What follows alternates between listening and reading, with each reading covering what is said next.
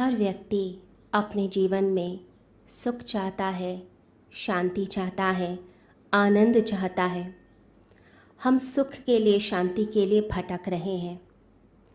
किसी से भी पूछो कि उसे क्या चाहिए तो वो कहता है स्वर्ग जैसा संसार हो, घर में खुशियाँ ही खुशियाँ हों, बड़ा मकान हो, खूब सारी गाड़ियाँ हों, घर में धन धान्य की कोई भी कमी ना रहे, सुख सुविधाएं इतनी हों कि कोई भी कंफर्ट में परेशानी ना रहे।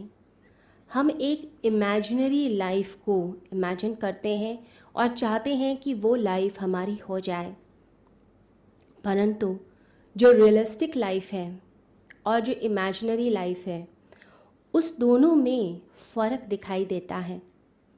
हम उस फ़र्क को कम करने के लिए क्या करते हैं? हम आउटर सिचुएशंस को बदलना शुरू करते हैं। हम सोचते हैं शायद इस चीज़ की कमी है, हम इस चीज़ को पूरा कर दें। हम बाहर लोगों को सुधारना चाहते हैं कि ये व्यक्ति अपना व्यवहार चेंज करे, मेरे घर में धन आए, मेरे पास चीज़ें आएँ। तो सारा जोर जो है वो बाह्य चीज़ों के ऊपर है, आउटर कंडीशंस को ठीक करने पे है, परिस्थिति को हम चेंज करना चाहते हैं।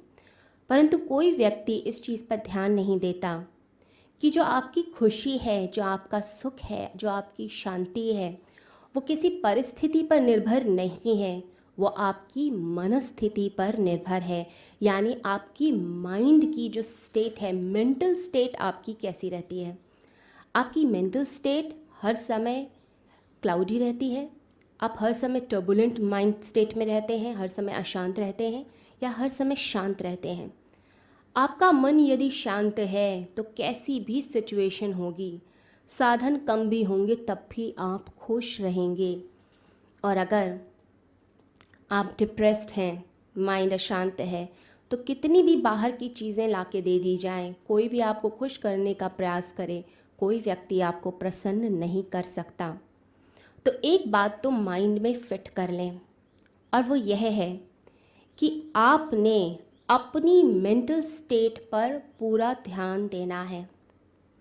बाहर कैसी भी सिचुएशन हो, कैसी भी परिस्थिति हो, मैंने अपनी मन की स्थिति को नहीं हिलाना। तो एक प्रयोग करके देखते हैं। एक प्रयोग कि कोई भी व्यक्ति कैसी भी भावना के साथ मेरे पास आए, वो मुझे कितना भी इरिटेट करने की कोशिश करे, मेरे साथ कैसा भी व्यवहार करे, कैसे भी बोल बोले, कैसे भी उसके फेस के एक्सप्रेशंस हो, उसकी बॉडी लैंग्वेज हो, लेकिन हर तरह की सिचुएशन में मैंने अपने मन को प्रसन्न रखना है।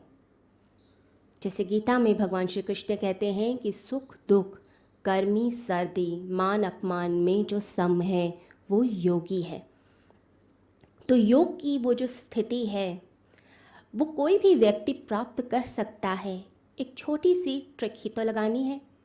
ट्रिक क्या लगानी है कि एक व्यक्ति आया, बहुत ईर्ष्या से हमारे घर पर आया और हमारी वस्तुएं देखकर, हमारे घर की खुशियां देखकर जलने लगा। उसकी बातों से साफ पता चल रहा है कि वो प्रसन्न नहीं है, लेकिन दिखा रहा है। तो उस समय आपका माइंड क्या बोल रहा है? आप भी इरिटेट होते हैं।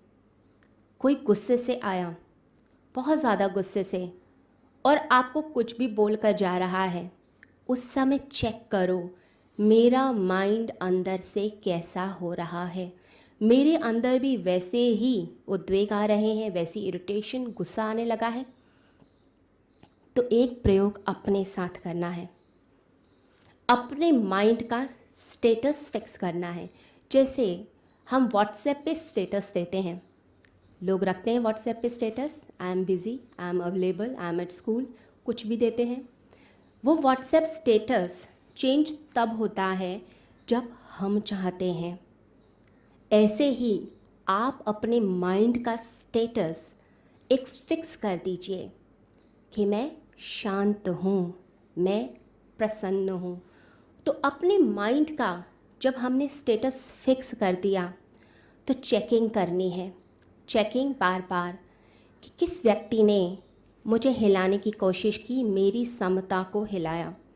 मेरे भीतर का जो इमोशनल माइंड है वो जो भीतरी बच्चा है वो कहीं रो तो नहीं रहा, वो कहीं परेशान तो नहीं है। जैसे कबीरदास से किसी ने पूछा कि आप तो साड़ी बना रहे हो, आप जुलाहे हो, कैसे काम करते करते इतनी भक्ति कर लेते हो, कितने आनंदमय अवस्था में रहते हो। तो वह उस व्यक्ति को नदी के किनारे ले गए और नदी के किनारे दिखाया कि देखो, जैसे ये गांव की स्त्रियां सर पे मटकी रख के चलती हैं, बातें भी करती हैं, लेकिन इनकी मटकी फूटती नहीं। क्यों? क्योंकि ध्यान वहाँ पर है कि मुझे इसे नहीं गिराना, मन वहाँ अटका हुआ है। तो ऐसे ही मैं अगर इस चीज़ का व्रत ही ले लूँ, इस चीज़ का प्रण ही ले लूँ कि मुझे शांत ही रहना है, मुझे हमेशा मुस्कुराते हुए ज़िंदगी बितानी है, ये भी अपने आप में एक तप माना जाता है। हम देखते हैं जो कलाकार रस्सी पर चलते हैं वो इतना अच्छा बैलेंस बनाते हैं कि गिरते नहीं, हवा का झोंका भी आ जाए उन्हें पता होता है कि राइट की तरफ झुकना है कि लेफ़्ट की तरफ। ऐसे ही जो व्यक्ति अपने अंदर बैलेंस को साधता है वो जानता है कि कभी मुझे कहाँ झुकना है, कहाँ उठना है, कैसे बोलना है, किस वाणी का प्रयोग करना है, वो जानता है और अपने आप को बैलेंस कर लेता है।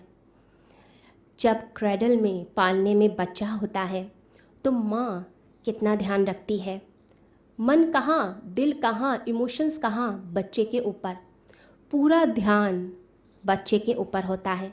तो घर का सारा काम करती है, किचन का भी काम करेगी, डोरबेल बजेगी, दरवाज़ा भी खोलेगी, कोई गेस्ट आ गया उसे चाय भी पिलाएगी। लेकिन इन सब के बीच वो उठती है जब बच्चा रोता है, जाके देखती है, 5 मिनट बच्चे के साथ लगाती है, उसके साथ मुस्कुराती है, खेलती है, उसे खिलौने देती है। तो बच्चा मुस्कुराने लगता है, खुश हो जाता है। अगर माँ उठे नहीं तो क्या होगा?